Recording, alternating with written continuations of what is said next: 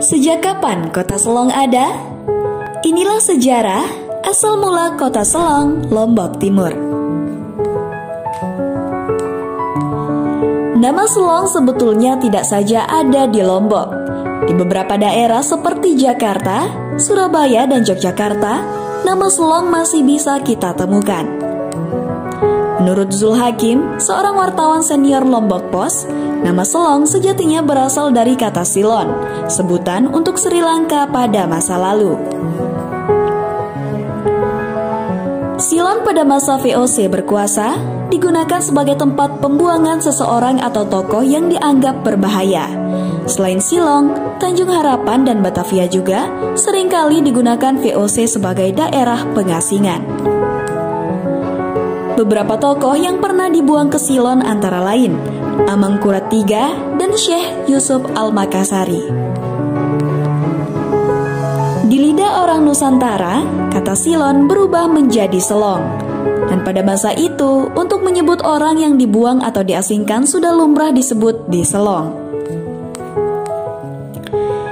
Begitupun dengan kota Selong yang menjadi ibu kota Lombok Timur saat ini. Awalnya tempat ini adalah tempat pembuangan beberapa orang yang dianggap membangkang oleh Belanda.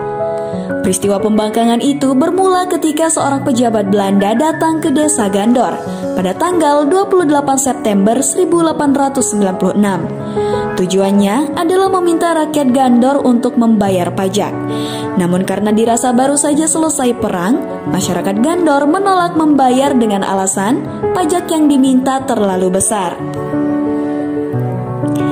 Dipimpin oleh Mami Mustiasih dan dibantu oleh Jero Rawit dan Lalu Badil, masyarakat Gandor dan Teros mengangkat senjata melawan Belanda. Sasaran utamanya adalah Sisi. Disebutkan, kantor Belanda di Sisi berhasil dibakar. Belanda kemudian melakukan pembalasan. Desa Gandor dan Teros diratakan dengan tanah. Para pemimpinnya ditangkap dan dibuang ke Banyuwangi. Beberapa tahanan lainnya diasingkan di hutan Selong. Selanjutnya pada tanggal 11 Maret 1898, ibu kota Onder Afdeling van Os, Lombok atau wilayah Lombok Timur dipindah ke Selong. Pemindahan ibu kota itu setidaknya karena dua alasan. Pertama, Lalu Badil yang berhasil meloloskan diri pada Perang Gandor 1896 sampai dengan tahun 1897 masih terus melakukan perlawanan. Koran terbitan Haarlem, De Oprekte Haarlemse Koran edisi 15 Oktober 1897 menyebut, sebelum kabur dari penjara, Lalu Badil berhasil memenggal kepala polisi di Sisi dan membakar seluruh bangunan penjara. Karena alasan keamanan itulah, ibu kota Sisi dipindah ke Selong.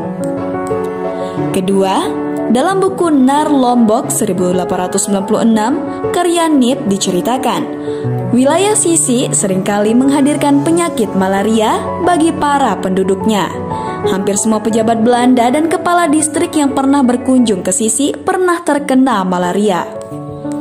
Setelah ibu kota Lombok Timur dipindah ke Selong, Belanda pun mulai membangun kota Selong. Beberapa bangunan yang dibangun adalah penjara dan kantor telepon. Sebagai ibu kota Lombok Timur, Selong pada masa itu membawahi 4 kedistrikan, yaitu Rarang, Masbage, Sakra, dan Pringgabaya. Pada masa pemerintahan Belanda ini pula, berbagai sarana dan prasarana mulai dibangun. Salah satunya adalah rumah sakit. Pada tahun 1910, Belanda mendatangkan Dr. Sujono ke Selong. Awalnya ditugaskan untuk mengatasi penyakit kolera. Namun di penugasannya yang kedua pada tahun 1918, Dr. Sujono memilih menetap di Lombok. Namanya kini diabadikan sebagai nama rumah sakit di Lombok Timur. Selain itu, Belanda juga banyak mendatangkan pekerja dari Jawa. Mereka adalah para tukang dan mandor yang ditugaskan membangun aneka sarana dan prasarana di Selong. Kelak, orang-orang Jawa ini meninggalkan jejak berupa sebuah kampung yang dikenal sebagai Kampung Jawa.